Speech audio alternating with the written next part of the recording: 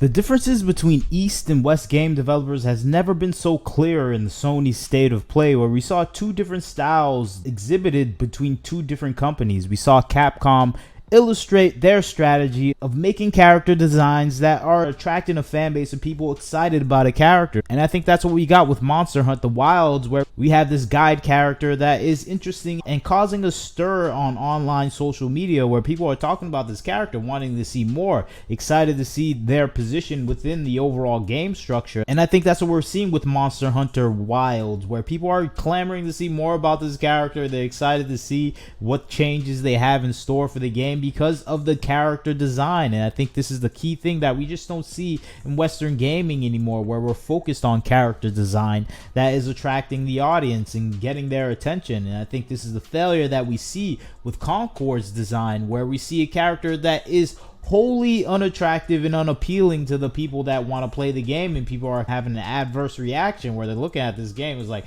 okay, this is not something I really want to get my hands on and play, because they're making something abjectly ugly to the fan base. And I think this is the thing that we see in Western games development, where we have these developers and character designers that are making it their goal to push away or go against the senses of the audience that is willing to play these games. And I think Concord and this game, Monster Hunter Wilds, are showing the differences in the creator and character design process, where we have Asian developers in East Asia that are focused on making character designs that are appealing to the fan base, while we have Western developers that are straying away from that concept, seeing it as something as misogynistic or hateful to make something beautiful. And I think this is the thing that we're seeing in Western games developers, where they try to make things the opposite of what their natural state is. And I think that's where we get these masculine, bulky female designs. And you can see this in an assortment of titles that have come out in the past, where the character designs for men, women, and more political activist oriented characters are starkly different. You can see it from the games that were presented at Sony State of Play. Yeah, Infinity Nikki, where you have these more modest, more frilly, feminine, elaborate outfits, dresses, skirts, pink and cute designs. And with some of the males within these games, they're more stylish, more gentlemanly, not bulky, more cool, more suave looking. And you see the character designs different for female characters or male characters within male oriented video games, where you have characters that are more revealing, more boyish attitude, bigger chest sizes, more femme fatale attitude. And for some of the men, you have more badass, big dudes, muscles, scary looking, rough, and more aggressive type of characters. And it's the opposite for political activists within the Western games development sphere, where they're going for more ugly, very masculine looks, weird faces, short hair, usually ugly tomboys, to be the versions of the women they want to see in the games. And I think this is the adverse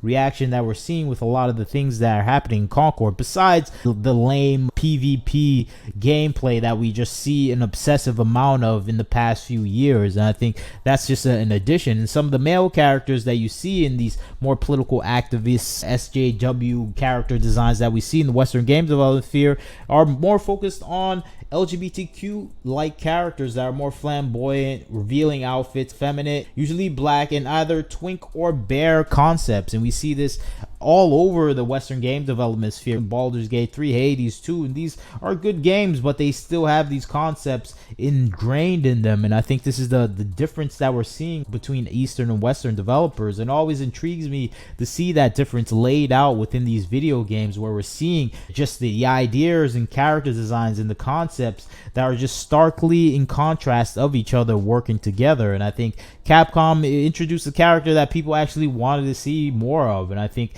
it goes back to appealing to the majority of the fan base. Unfortunately for the people within these political activist organizations, it's going to be a male fan base and a female fan base that likes beautiful people and beautiful things. And I think that's the thing they refuse to believe in, where they want to make this ugly, ambiguous, androgynous character that no one really wants to identify with, because this is a fantasy world. This is a video game where we're playing upon our fantasies of being things that are usually better looking or stronger or more appealing than our usual selves in reality. And I think this is the thing that they fail to understand when developing games, because they're more focused on the activism about it. And of course, this concept is not going to be contained with Concord. Capcom itself is a company that has been highly focused on the sensitivities and DEI concepts that have invaded the Western game development space. They have their own localization teams that are there to translate and misinterpret what's going on in the video games that they produce, to censor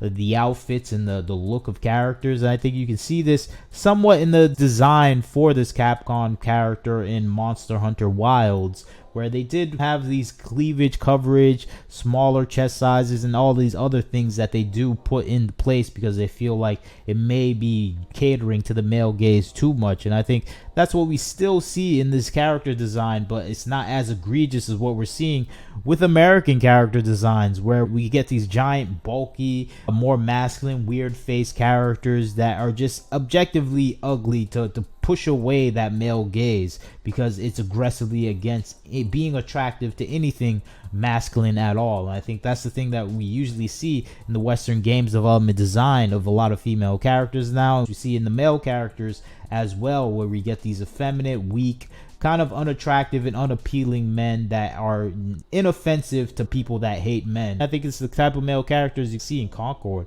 where you see these kind of weak-willed men that can be pushed around and bossed around, and they have kind of inoffensiveness where they will cater to anyone. And I think that's not representative of any strong male, at least in the concept of reality. No one likes a person that is trying to please everyone, and that is never really associated with a strong male character. And I think that's the thing that we see with a lot of the characters in the video game universe now, at least male characters. And I think Concord is the best example of that, even though I think a lot of people are complaining about the gameplay itself too, because we just see so much variations of this, like Overwatch, like Valorant, like Apex Legends. It's just never ending, these type of shooter games. And I think it's just them trying to hitch on the bandwagon of these PvP shooters that people are just not really interested in anymore. And of course, you can see the stark difference between some of the character models they have here for female character models. You can see it with Hayamar in her female character model, where it's just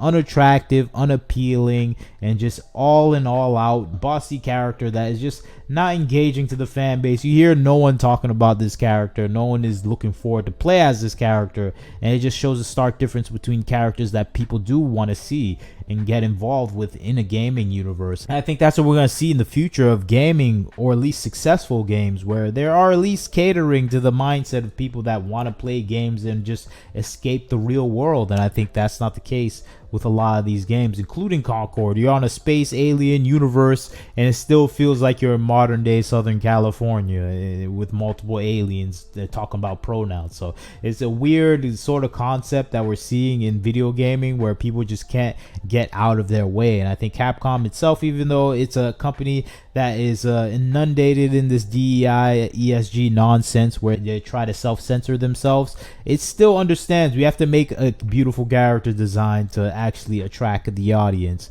I think they did this with Capcom's Monster Hunter, but who knows, with just the way overall Capcom is, we know this character might just be LGBTQ character with their female girlfriend mechanic. And I think that is a concept I'm expecting from this game, because this is a company that has been corrupted by this Western developer mindset, and it is influencing Japan, and Capcom is one of the biggest victims of it. So I wouldn't expect much from this game, but I just praise them for actually having non-offensive looking female characters, because that is a rarity nowadays if you just look at Concord. But you tell me what you think about the situation. I'd like to hear your thoughts on the difference between character designs for Western games developers and Eastern game developers. I think this is a big thing that I saw in State of Play, where we saw the difference kind of presented starkly between each trailer, where you really immediately recognize, oh, that's a Western game, and then you see another trailer, you go, oh, that's an Eastern game. They actually